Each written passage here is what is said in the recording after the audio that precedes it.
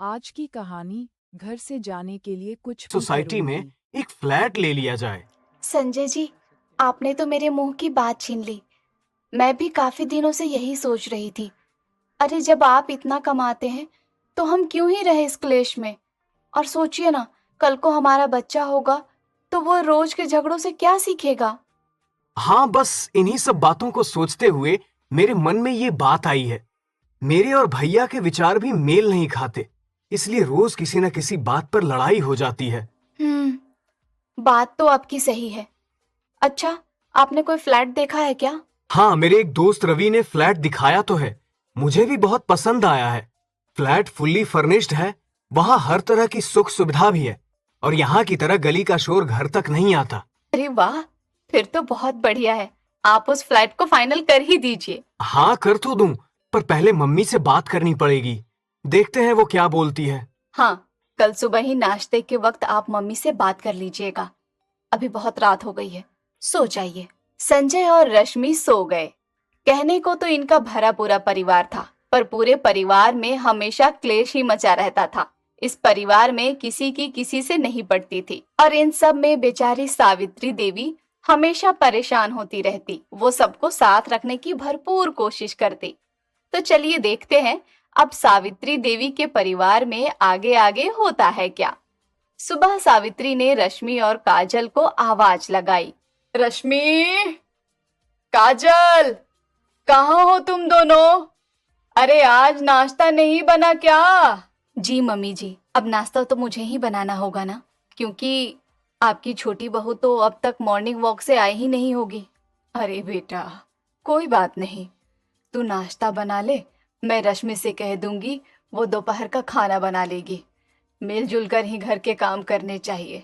बुरा मत मानिएगा मम्मी जी, पर रश्मि को भी आप मेरी ही तरह थोड़ा ज्ञान जरूर दिया कीजिए, शायद उसे थोड़ी अक्ल आ जाए।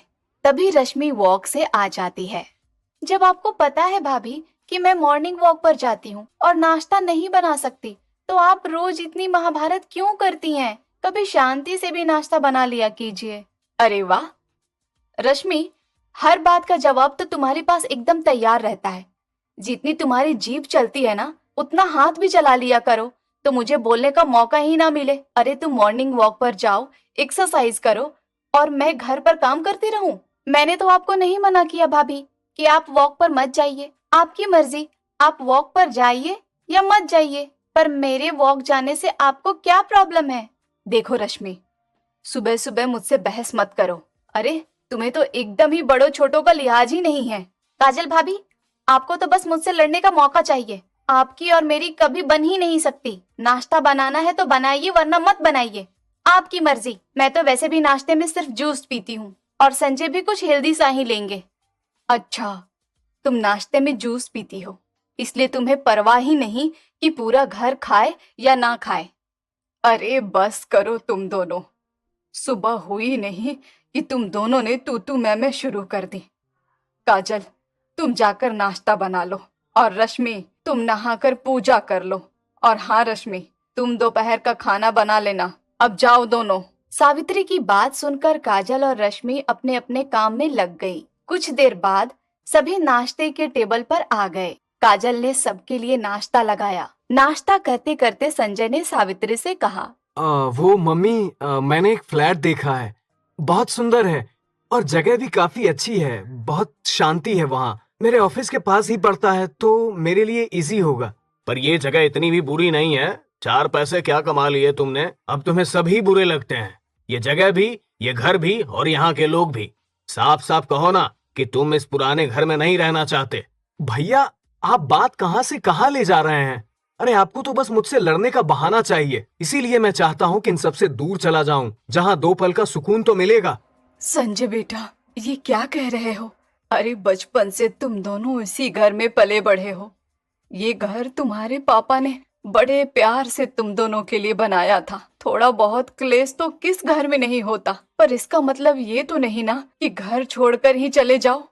थोड़ा बहुत क्लेश मम्मी जी। अरे ये रश्मि और संजय भैया पता नहीं अपने आप को क्या समझते हैं। घर में 1 मिनट की शांति नहीं रहती, हर बात पर क्लेश होता है और आप कहती हैं थोड़ा बहुत क्लेश। भाभी, आप तो ऐसे कह रही हो जैसे आप ही दूध की धूली हो। अरे मैं क्या जानती नहीं, आप हर बार मुझे नीचा दिखाना चाहती हो। मैं आजकल की मॉडर्न लड़की हूँ, नहीं रह सकती आपके जैसे। इसमें आपको इतनी चिढ़ क्यों होती है? अरे बस करो तुम सब, जब तक मैं जिंदा हूँ कोई यहाँ से कहीं नहीं जाएगा। मैं अपने घर के टुकड़े होते हुए नहीं देख सकती। मेरे रहते तुम सब एक साथ यहीं इसी घर में एक छत के नीचे ही रहोगे। बात खत्म। सावित्री ने इतना कहा और नाश्ते की टेबल से उठकर अपने कमरे में चली गई। नवीन और संजय भी चुपचाप अब ऑफिस के लिए निकल चुके थे। संजय और रश्मि के मंसूबों पर पानी फिर चुका था। इस बात से रश्मि बहुत चिढ़ी हुई थी। शाम के वक्त रश्मि सावित्री के पास उसके कमरे में गई। मम्मी जी, अब यही रहना है तो खाना तो बनाना ही पड़ेगा ना। बता दीजिए आज रात के खाने में क्या बनाना है। अरे बेटा, अब ऐसे मुंह फुलाकर क्यों घूम रही है? पहले मन को शांत कर ले, फिर खाना बनाना। और तुझे तो पता है कि हमारे यहाँ सबको बिरयानी कितनी पसंद है। रात के खाने में सबको बिरयानी ही चाहिए होती है। हाँ मम्मी जी, वो तो है, पर उसमें भी तो सबकी पसंद नहीं मिलती ना। सबको अलग अलग टाइप की बिरयानी पसंद है। कितने तरह की बिरयानी बनाऊं? बेटा, तू आज दम बिरयानी और वेज बिरयानी बना ले। 2 तरह की बिरयानी तो बनानी ही पड़ेगी। ठीक है मम्मी जी, आप कहती हैं तो मैं यही बना लेती हूँ। रश्मि ने रात के खाने में सबके लिए 2 तरह की बिरयानी बना ली। तभी सावित्री खाने की टेबल पर पहुंची और कहा, अरे रश्मि, बिरयानी की खुशबू तो बड़ी अच्छी आ रही है। मुझसे तो अब रहा नहीं जाता। ला दे, मुझे खाना डाल दे और बाकी सबको भी खाना खाने के लिए बुला ले। ये लीजिए मम्मी जी, आपका खाना। मैं और संजय तो अपने कमरे में ही खाना खाएंगे। पर क्यों बहू, कमरे में खाना क्यों खाओगे? यहाँ सबके साथ बैठकर खाना खाओ। अपने बच्चों को एक साथ खाना खाते देखती हूँ तो मुझे बहुत अच्छा लगता है। अब ये घर साथ खाना खाने लायक नहीं रह गया है। मैं तो रश्मि की शक्ल तक देखना पसंद नहीं करती। उसके साथ खाना क्या खाऊंगी? हाँ, तो मुझे भी कोई शौक नहीं है आपके साथ खाना खाने का। अरे आपने तो ताने मारने में पीएचडी कर रखी है। खाना खाते टाइम भी आपके तानों की गोलीबारी नहीं रुकती। शांति से एक निवाला भी अंदर नहीं जाता। बोल तो ऐसे रही हो जैसे तुम तो चुपचाप रह जाती हो। और तुम्हें पता है, नवीन को वेज बिरयानी गाजर बिल्कुल पसंद नहीं। उन्हें बिरयानी में पनीर अच्छी लगती है, तो तुमने जानबूझकर बिरयानी में गाजर डाल दी है। देखिए भाभी, मुझे जैसे बनाना आता था मैंने वैसे ही खाना बनाया। अगर आपको इतनी ही प्रॉब्लम है तो अपना खाना अलग बना लीजिए। अरे तुम दोनों शांत हो जाओ, क्यों लड़े जा रही हो? अगर तुम्हें साथ नहीं खाना खाना तो ठीक है, तुम्हें जहां पसंद हो वहां खाना खाओ। काजल बेटा, रश्मि तुमसे छोटी है, जरा उसकी बातों को नजरअंदाज कर दिया करो। और रश्मि, तुम बेटा, काजल तुमसे बड़ी है तो उसके सामने थोड़ा कम बोला करो। पहले काजल भाभी से कहिए कि बड़ों जैसे रहें। मम्मी जी, मैं बड़प्पन तो तभी दिखाऊंगी जब रश्मि छोटी देवरानी की तरह रहेगी। हे भगवान, ये मेरे परिवार को क्या हो गया है? अरे रश्मि, काजल, अब बस भी करो। काजल, नवीन आ गया है, तुम नवीन के लिए खाना लेकर जाओ। और रश्मि, तुम जाकर थोड़ा आराम कर लो। सावित्री की बात सुनकर रश्मि और काजल चली गई। पर इस घर में ये रोज का हो गया था। रोज किसी न किसी बात पर नोक झोंक तो लगी रहती। ऐसे ही एक दिन रश्मि हॉल में बैठकर टीवी देख रही थी। तभी काजल वहां आई और उसने रश्मि से कहा, रश्मि, टीवी का रिमोट दो, मेरा सीरियल आने वाला है, मुझे सीरियल देखना है। भाभी, अब इस घर में क्या कोई शांति से टीवी भी नहीं देख सकता क्या? आपको दिखाई नहीं दे रहा क्या? मैं अभी मैच देख रही हूँ। देखो, ये टीवी सबका है और इस घर में सबका हक है टीवी देखने का। तुम सुबह से मैच देख रही हो, मैंने कुछ कहा क्या? अब मुझे मेरा सीरियल देखना है, मुझे रिमोट दे दो। भाभी, फाइनल मैच चल रहा है और बस 3 ओवर ही बाकी है, मुझे मैच देखना है, मैं रिमोट नहीं दूंगी। अब जाइए, मुझे डिस्टर्ब मत कीजिए। डिस्टर्ब मत कीजिए मतलब? मुझे भी अपना सीरियल देखना है। रिमोट तो मैं तुझसे लेकर रहूंगी, मुझे मैच देखने का कोई शौक नहीं है। मैं भी देखती हूँ, आप रिमोट कैसे लेंगी?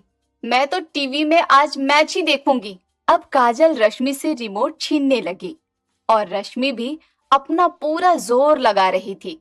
और टीवी पर चल रहे मैच की तो ऐसी की तैसी हो चुकी थी। इन दोनों की आवाज सुनकर सावित्री वहां आई और कहा, अरे क्या हो गया? इतना शोर क्यों मचा रखा है? किस बात पर लड़ रही हो तुम दोनों? देखिए ना मम्मी जी, मैं पहले से टीवी देख रही थी, अब भाभी को टीवी देखनी है, इसलिए मेरे हाथों से रिमोट छीन रही हैं। मम्मी जी, मुझे भी अपना सीरियल देखना है, मुझे मैच देखना अच्छा नहीं लगता। और फिर रश्मि तो कब से टीवी देख रही है, इसे तो चुपचाप मुझे रिमोट दे देना चाहिए था। तभी नवीन और संजय वहां आ गए। क्यों भाभी, रश्मि ही हमेशा क्यों सेक्रीफाइस करे? अरे हम भी घर में बराबर का खर्च देते हैं, हमारा जो मन आएगा वही करेंगे। अब हमारे रहने सहने का तरीका थोड़ा आप लोगों से अलग है तो है, आप लोगों को थोड़ा एडजस्ट करना चाहिए। संजय, ये मत भूलो कि तुम अपनी भाभी से बात कर रहे हो, वो तुमसे बड़ी है। अपनी बीवी के चक्कर में आकर तो तुम एकदम सबका सम्मान करना ही भूल गए हो। बस जो रश्मि कह दे उसकी हाँ में हाँ मिलानी है तुम्हें। नवीन भैया, आप बड़े हैं, इसका मतलब ये नहीं कि आप संजय को कुछ भी बोल सकते हैं। मुझे ये सब बिल्कुल बर्दाश्त नहीं होगा। मुझे तो लगता है मैं किसी चिड़िया घर में रहती हूँ। अच्छा, तो तुम्हारे कहने का ये मतलब है कि तुम दोनों को छोड़कर बाकी यहाँ सब जानवर हैं? वाह भाई वाह, तुम्हारे मुंह से तो आज फूल ही बरस रहे हैं। अगर हम जानवर हैं तो जानवर ही सही, हमसे मुंह लगने की जरूरत नहीं है। हाँ तो हमें भी कोई आप लोगों से बात करने का शौक नहीं है। चलो रश्मि अपने कमरे में। मैं तो पहले से ही कह रहा था कि मैं अलग फ्लैट ले लेता हूँ, पर मम्मी है कि जिद पे अड़ी है। हाँ जाओ मेरी बला से, और हमारा पिंड छोड़ो। अरे अरे, इतनी छोटी सी बात को तुम लोगों ने तान खींचकर कितना बड़ा बना दिया। अरे रश्मि, काजल, बात बस इतनी ही है ना कि तुम दोनों को एक साथ अलग अलग प्रोग्राम देखने हैं। तो ठीक है, मैं कल ही तुम्हारे कमरे में टीवी लगवा देती हूँ। क्यों बेकार की बहस कर रहे हो? शांति से हर बात का हल निकाला जा सकता है। अब जाओ सब अपने अपने कमरे में, खत्म करो ये झमेला। सावित्री की बात सुनकर एक बार फिर सब चुपचाप अपने कमरे में चले गए। अगले दिन सुबह काजल किचन में सबके लिए नाश्ता बना रही थी और सावित्री भी किचन में चाय बना रही थी। तभी रश्मि ने आकर कहा, मम्मी जी, काजल भाभी से कह दीजिए हमारा नाश्ता ना बनाए। हमें नाश्ते में उनके ऑयली से पराठे नहीं खाने। मैं हम दोनों के लिए नाश्ते में कुछ हेल्दी सा बना लूंगी। हाँ तो मत खाओ पराठे। एक तो रोज सुबह उठकर उनके लिए गरम गरम पराठे बनाओ, ऊपर से इनकी जली कटी भी सुनो। मम्मी जी, आप तो पराठे खाएंगी ना? लो, शुरू हो गए काजल भाभी के ताने। उनकी तो आदत ही खराब है। एनीवेज, जिसे पराठे खाने हैं वो आराम से खाएं, मुझे कोई प्रॉब्लम नहीं, पर मेरे लिए पराठे बनाने का कष्ट ना करें। काजल बेटा, मेरे लिए तो पराठे बना लेना। कोई बात नहीं रश्मि बेटा, तुझे पराठे नहीं खाने, मत खाओ। काजल नाश्ता बना लेगी, फिर तुम अपने लायक नाश्ता बना लेना। ओके ठीक है मम्मी जी। रश्मि वहां से चली गई। थोड़ी देर में काजल के नाश्ता बना लेने के बाद रश्मि ने नाश्ता बनाया और फिर सावित्री को नाश्ता कराकर दोनों बहुएं अपने अपने कमरे में नाश्ता लेकर चली गईं। अब कोई आपस में एक दूसरे से बात नहीं करता था, होती थी तो बस लड़ाइयां। इससे घर के सभी लोग तंग आ चुके थे। एक दिन नवीन, संजय, रश्मि और काजल एक साथ हॉल में बैठे थे। संजय, हम दोनों की सोच एक जैसी नहीं है, इसीलिए रोज हमारी लड़ाइयाँ होती है। मैं कभी भी तुम्हारे हिसाब से नहीं चल सकता। मुझे भी आपके ख्याल अच्छे नहीं लगते। हम दोनों की लाइफस्टाइल बिल्कुल अलग है। मैं अब आपके साथ बिल्कुल भी नहीं रह सकता। हाँ, मेरा तो दम घुटता है अब इस घर में। बस मम्मी जी के जिद के आगे मजबूर होकर यहाँ रहना पड़ रहा है, वरना संजय ने तो वो फ्लैट बुक भी कर दिया है। ये रोज रोज के क्लेश से मैं भी तंग आ चुकी हूँ। मुझे भी अपनी जिंदगी में सुकून और शांति चाहिए। मुझे अपने तरीके से अपनी जिंदगी जीनी है। बात तो सही है, जब हमारी आपस में बनती ही नहीं तो साथ रहने का भी क्या ही फायदा। पर ये बात मम्मी को कैसे समझाई जाए? हाँ वही तो, ना हम साथ में खाना खाते हैं, ना ही हंसते बोलते हैं, पर बस साथ रहना पड़ रहा है। मैं तो कहता हूँ जब साथ रहकर चीजें इतनी खराब हो रही है तो अलग हो जाना ही सही है। हाँ, पर मम्मी को समझाना बहुत मुश्किल है। मेरे पास एक आइडिया है। मम्मी जी को समझाने की मैं कोशिश तो कर ही सकती हूँ। रश्मि, इसमें मुझे तुम्हारा साथ चाहिए। मैं इस घर से जाने के लिए कुछ भी कर सकती हूँ। मैं आपका इस प्लान में साथ दूंगी भाभी। पर प्लान है क्या? काजल ने अब सबको धीरे धीरे अपना प्लान बताया। प्लान सुनकर सब खुश हो गए। अगले दिन रात को रश्मि और काजल मिलकर बिरयानी बनाने लगी। देख रश्मि, मैंने गाजर, गोभी, शिमला मिर्च, आलू, प्याज सब काट लिए हैं। तू बैंगन, कद्दू और बाकी सब्जियां भी काट ले। हाँ भाभी, मैंने फ्रिज में रखी सारी सब्जियां थोड़ी थोड़ी काट ली हैं। फ्रिज में 4-5 करेले थे, वो भी काट लिए हैं। हाँ, बहुत अच्छा किया। अब बस बिरयानी बनाते हैं। आज ऐसी बिरयानी बनेगी जैसे कि पहले कभी किसी ने खाई ही नहीं होगी। बस भाभी, ये बिरयानी काम कर जाए। अब काजल और रश्मि ने मिलकर बिरयानी बना ली। 12 सब्जियों की बिरयानी जिसमें खूब सारे मसाले थे। रसोई में जितने मसाले थे सभी थोड़े थोड़े डाल दिए थे। थोड़ी देर में सभी खाने की टेबल पर आ गए। काजल और रश्मि ने सबको 12 सब्जियों वाली बिरयानी परोसी। ये तुम दोनों ने क्या बनाया है? बिरयानी है या सब्जियों का पुलाव? ना कोई स्वाद, ना कोई खुशबू, मुंह का जायका ही बिगड़ गया। ऐसे कोई बिरयानी बनाता है भला? मम्मी जी, बस यही तो हम दिखाना चाहते थे। आपको बिरयानी बिल्कुल बेस्वाद लगी ना? हमने इसमें गोभी डाली, बैंगन डाला, टिंडा डाला, कद्दू डाला, मटर डाला, शिमला मिर्च डाली और सब मसाले भी भर भर के डाल दिए और बना दी 12 सब्जियों वाली बिरयानी। सोचिए, अगर एक ही बिरयानी में हर सब्जियां और हर मसाला भर दिया जाए तो क्या स्वाद बचेगा? नहीं बचेगा मम्मी जी, उल्टा एक दूसरे का स्वाद बिगड़ जाएगा, जैसे इस बिरयानी का हुआ। स्वाद तभी आता है जब हर चीजें अपने हिसाब से हो। तो तुम दोनों मुझे बिरयानी के बहाने क्या समझाना चाह रही हो? साफ साफ कहो। यही कि जब हर चीज को जबरदस्ती एक साथ रखा जाता है तो न स्वाद रहता है न बैलेंस। जैसे ये बिरयानी, वैसे ही ये हमारा घर। जब तक हम अलग अलग सब्जियों को उनके ढंग से बनाते थे तब तक सबको स्वाद आता था, पर एक साथ डालते ही सब गड़बड़ हो गया। हर किसी सब्जी का अपना अलग स्वाद है। जरूरी नहीं कि हर सब्जी एक साथ अच्छी लगे। हम इंसान हैं, सब्जियां नहीं, पर हमें भी अपना स्पेस, अपना अंदाज चाहिए। कुछ बातें अकेले सुलझती हैं, कुछ रिश्ते दूरी से भी मजबूत होते हैं। जब साथ रहकर चीजें खराब हो रही हो तो अलग रहना ही अच्छा है। कम से कम रिश्तों का स्वाद और अपनापन तो बना रहेगा। मतलब तुम दोनों अलग होना चाहती हो?